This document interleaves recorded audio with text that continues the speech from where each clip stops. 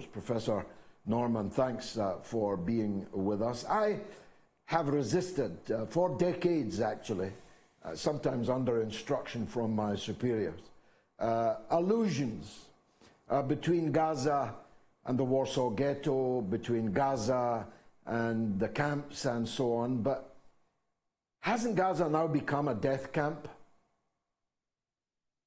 I think that's an accurate description. I think from 2006 or earlier, it was technically accurate to describe Gaza as a concentration camp. Already in 2003, the respected Hebrew University professor Baruch Kimmerling described Gaza as, quote, the largest concentration camp ever.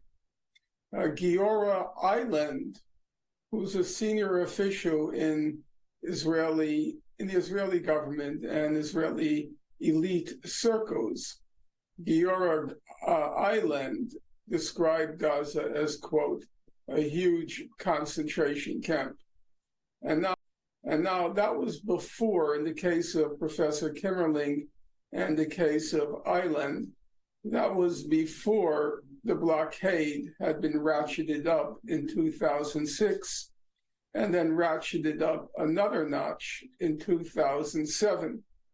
So already before the brutal blockade of Gaza, which Richard Goldstone himself in the Goldstone report after Operation Cast Lead, he said it likely rose to a, quote, crime against humanity.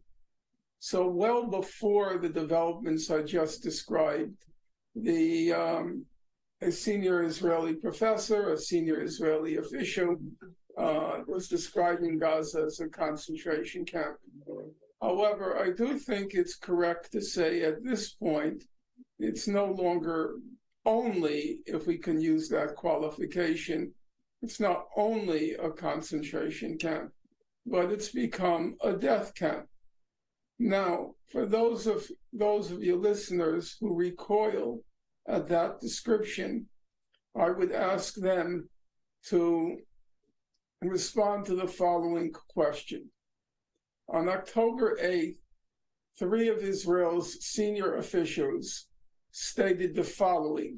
Number 1, Chaim Herzog, the president of Israel, stated that Israel would not distinguish between Hamas and civilians.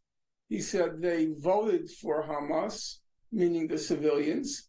They didn't overthrow Hamas, and therefore they bear the same responsibility for the events of October 7th as Hamas itself. Statement number 2 was by the Israeli Defense Minister Gallant. He said, henceforth, we're not going to allow any food, water, fuel, or electricity into Gaza. And statement number 3 was by Prime Minister Benjamin Netanyahu, who said that this was going to probably be the longest, as they call it, operation that Israel has had to conduct. Now, Operation Protective Edge in 2014, it lasted 51 days. So let's add up the 3 statements.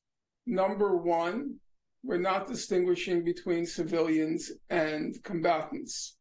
Number 2, we're not allowing any food, water, electricity, or fuel into Gaza for combatants and for the 2.3 million civilians, of whom half are children. And number 3, we expect that this operation will go on for a minimum 51 plus days. So if you add up those 3 statements and you connect the dots, I would ask you listeners to respond to the question, how can that not be described as a genocide? How can that not be described as a murder warrant for the 2.3 million people in Gaza, of whom half are children and about 70% are refugees from the 1948 war and their descendants? Now, it is true around the edges, around the narrowest of margins, the U.S. has put some pressure on Biden, some pressure on the Israeli government by Biden and Blinken, so as it doesn't look so horrible on the television screen, the computer screen, but that the impact of those marginal efforts are so insignificant that I don't think they need, at this point, they need to be factored in or in any way dilute the fact that what's going on now in Gaza is a genocide. The fighting, or the killing rather, stepped up rather than decreased after Blinken's visit. One was told in the briefings that he was going to ask for a pause, for a brief ceasefire and so on, but actually this very evening it's the heaviest bombardment of the war. We saw the ludicrous story today in the New York Times, I think, that Biden had asked Netanyahu to use smaller bombs. I agree with you that at the margin, a small bomb is marginally better than a big one, will kill marginally fewer, if you're lucky, than a big bomb will. But why is Netanyahu treating Blinken, and by extension Biden, with such disdain? There are several points you made which require a response. Number one, there is this kind of terminology that has entered into the current round of murder, high-tech murder. The first terminological addition has been this expression, a humanitarian pause. It's very hard to make sense of exactly what a humanitarian pause means. It seems to mean that you're going to allow 15 minutes to fatten up the turkey before you kill it. A humanitarian pause is something along the lines of giving a prisoner scheduled next morning for the electric chair, giving them a last meal. What is the point of a humanitarian pause of 15 minutes, of a half hour, if the bombing is going to directly resume and just murder the people who a moment ago benefited from a glass of water or a cheese sandwich? The issue is not a humanitarian pause. The issue is a ceasefire. And we shouldn't allow ourselves to be distracted by this idiotic terminology. The demand has been by the international community and its various constituents for a ceasefire. Number two is talk about a big bomb versus a little bomb. The whole thing at some level is completely insane because of aspects of international law that are insane. So let's take the example of Jabalia. Israel has been dropping, as it did in Shujaya during Operation Protective Edge, Israel has been dropping 2,000-pound bombs in Jabalia refugee camp. Jabalia refugee camp is among the densest populated refugee camps and among the most densely populated places on earth. Okay, and Israel's pretexts are, number one, it always finds a Hamas militant, usually a Hamas militant leader, or the tunnels that they claim to be targeting. Now, under international law, there are three basic principles. There's the principle of distinction, there's the principle of discrimination, and there's the principle of disproportionality. I'm using the D for each of them so your listeners can follow.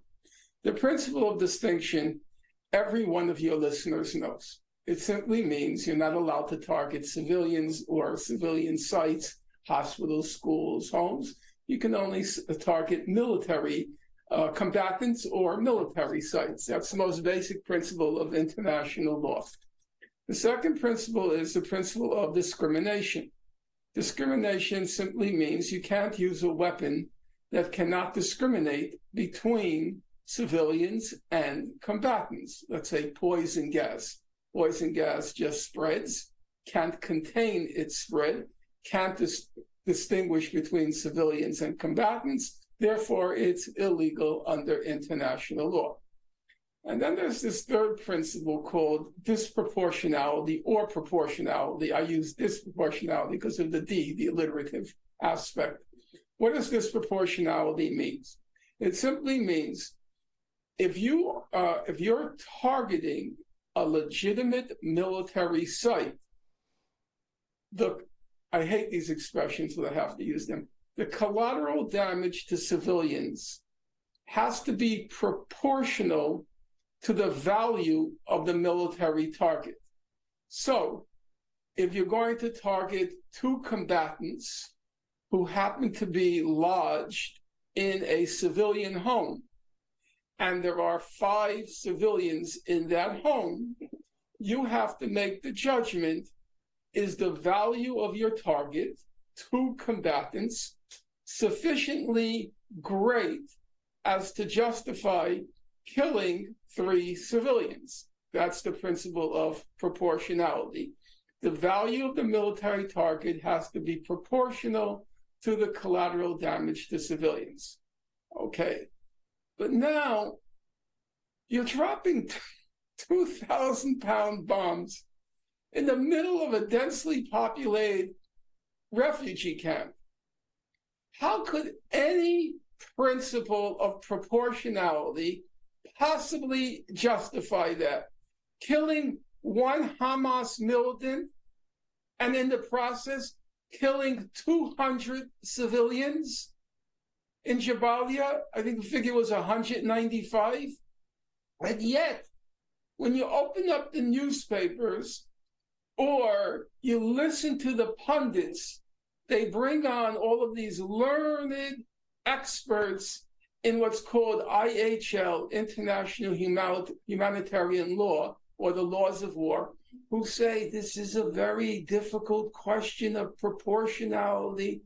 And when I listen to that, it shows you how rotten, how insane this whole idea of the laws of war are.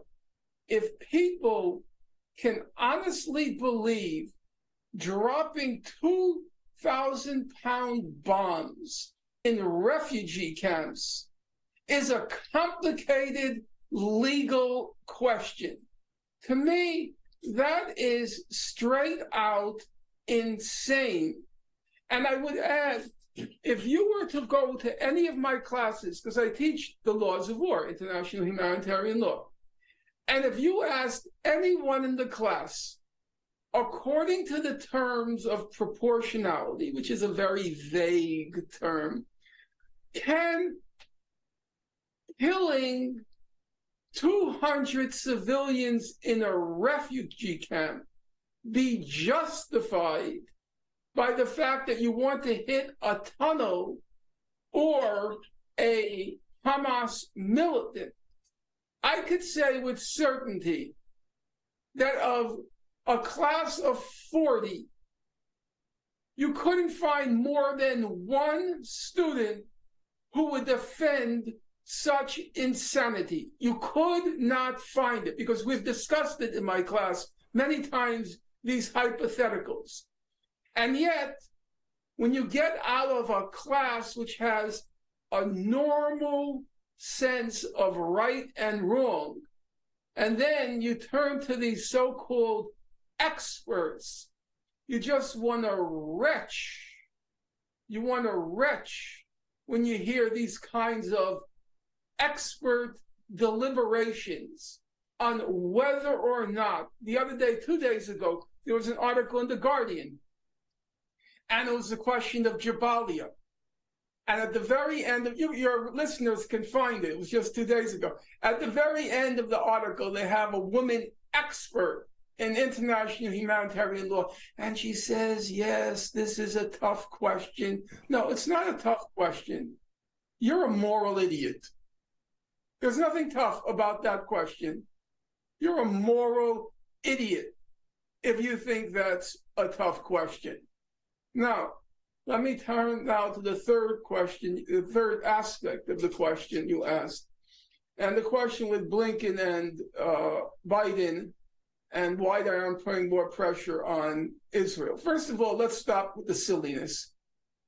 Israel suffered a huge blow on October 7th in terms of its vaunted security services, its commandos, the raid on Entebbe, and all the claims made about Israel's brilliant intelligence system. It was a disaster. It was a lot more than a sleep at the switch, So that's number one. Number two, Biden immediately gave them $14 billion. Number three, there were aircraft carriers sent by the United States.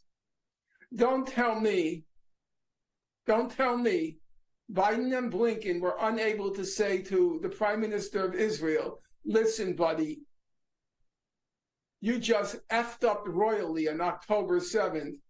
We're pulling your chestnuts from the fire. We're holding up any action in the United Nations. Don't tell me that you're not going to allow for a humanitarian pause. If the United States wanted to put its foot down with Israel, it could put its foot down with Israel. It chooses not to. And for each side, it's a game. For Netanyahu, it gets to show how strong he is. You remember that interview on October 9th, roughly, with Naftali Bennett, with the British broadcaster, where he says, we're lions, we're lions, we're lions. So Netanyahu gets to play that role. We told the United States no. And the United States gets to play the role of the pig with white gloves. Gets to say, you see, we tried. We did our best. No, you didn't do your best. It's all theatrics. It's all show. And it's the same thing with using smaller bombs. It doesn't look good. It's not a good optic. If you go to YouTube, you'll get images of what a 2,000-pound bomb looks like. And I posted in my website today. And that's not a good picture. It's not a good, as they like to say, I hate all these expressions, but I'll use them. It's not a good optic. When you superimpose all the smoke and flames from that 2,000-pound bomb, and in your mind, you superimpose it on a densely populated refugee camp, half of which consists of children, not a good optic. So Biden opens up the Times, and the Times says Israel dropped 2,000-pound bombs on Jabalia, and he says, no, doesn't look good. So he says to Israel, use smaller bombs. Oh, let's use... Unbelievable. Now, speaking of bombs, you and I and many people close to the subject have known ever since the brave whistleblower Mordechai Vanunu, still held today, decades later, having been in solitary confinement for 20 years or so. We know from him in London, he blew the whistle, that Israel was in possession of the nuclear bomb. But Israel has always denied this, and nobody in the international system has ever asked to inspect their nuclear weapons facility. No one's ever asked them to sign the NPT, Non-Proliferation Treaty. No one's ever asked them to be visited by the IAEA, all the things that they have done to others, Iraq, Iran, and others.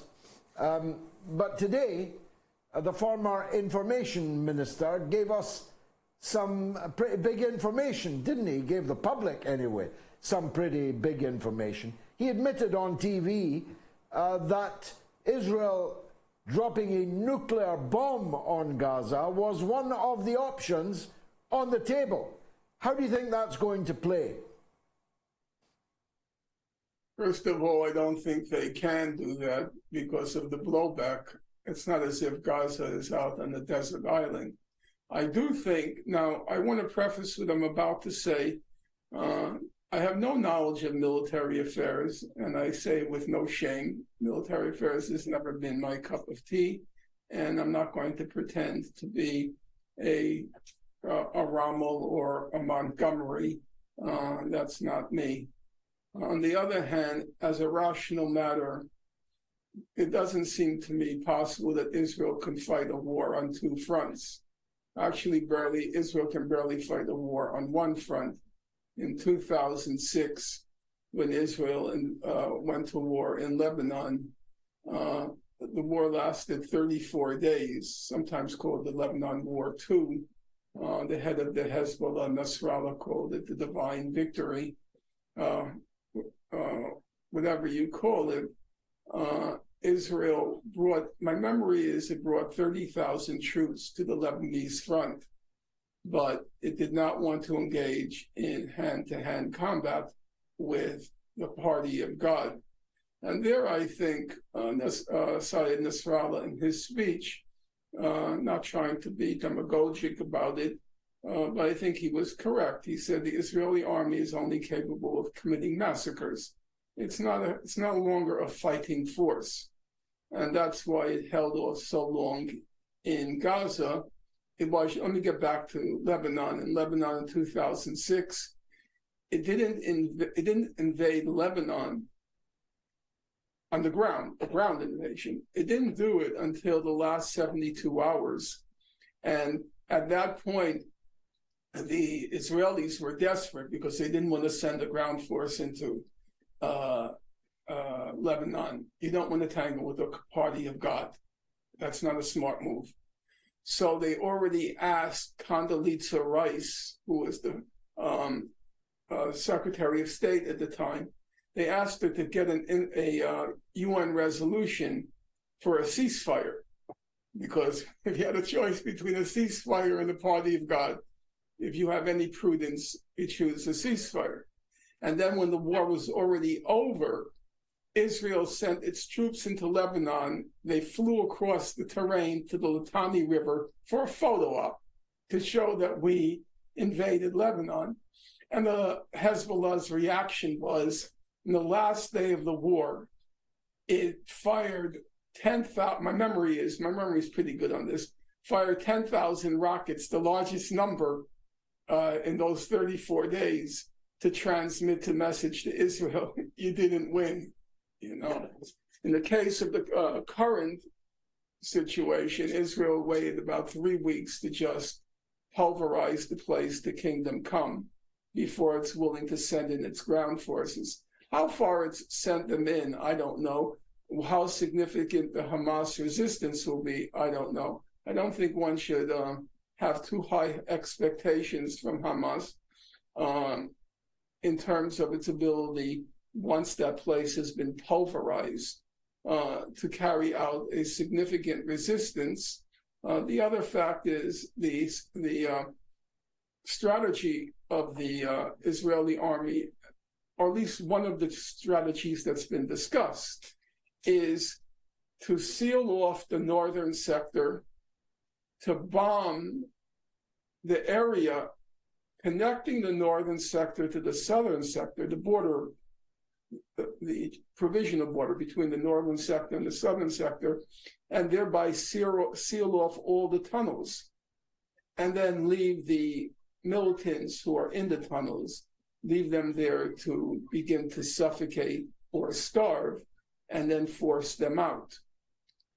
I don't know anything about military affairs, but that seems like a plausible strategy, and there's no way that, speaking as a non-military person, there seems to be no way that Hamas will be able to counter that.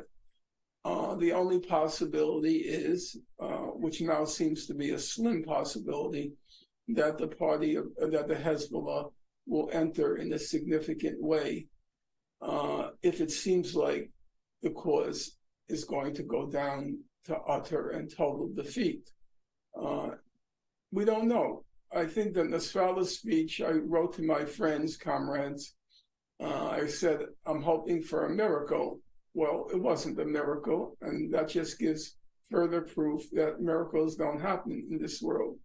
Hezbollah is an impossible situation, because if they do something, Lebanon is going to be leveled, and the people of Lebanon will turn against Hezbollah. And also, it's unlikely that Iran wants a broader war now, because just on the eve of the war, they had that deal between the $6 billion and releasing the hostages, which in Iran's mind was going to pave the way to some sort of rapprochement, not a significant one, but some sort of rapprochement with the United States. So they don't want a broader war either. It's a very tough situation now. However, one thing I would say is, going back to your original question, Israel cannot fight a two-front war. Now, it can't use nuclear weapons in Lebanon because of the blowback. You know, the atmosphere will be, anyone who knows anything about nuclear weapons, the atmosphere will be completely contaminated. Whether it can use, I've read, because as I say, I teach the laws of war, there is some discussion about the capacity of what are called tactical or limited nuclear weapons to contain the blowback, the radiation, contamination, and so forth. If such weapons exist, there is a possibility they'll use it in Iran. And of course, that should be cause for significant, to say the least, significant concern. But that all is premised on the Hezbollah opening up a second front, which try as Nasrallah did to claim it had. You will recall he said that a quarter of the Israeli Air Force is now directed to the north, that half the troops are stationed in the north, and he did everything he can to convey that he's doing something.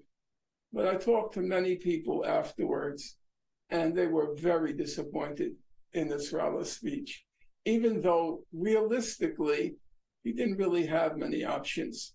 He didn't really have any options. So it's a tough situation. On the other hand, tough situation indeed. Professor, I told everyone about the Amazon #1 bestseller that you've got now. Just remind me of the title and anywhere else that they can get it, because some people don't like to deal with Amazon, because it's very, very important that people read your book. Okay, the title of the book is Gaza, an Inquest into Its Martyrdom, and it's published by University of California Press. I don't think any bookstores carry it, unsurprisingly, but people can use their creativity and figure out options other than Amazon. I'm not aware of them because I just publish books and then move on. I don't know anything about the mechanics. Well, more power to your elbow. Professor Norman Finkelstein, thanks for joining us on The Mother of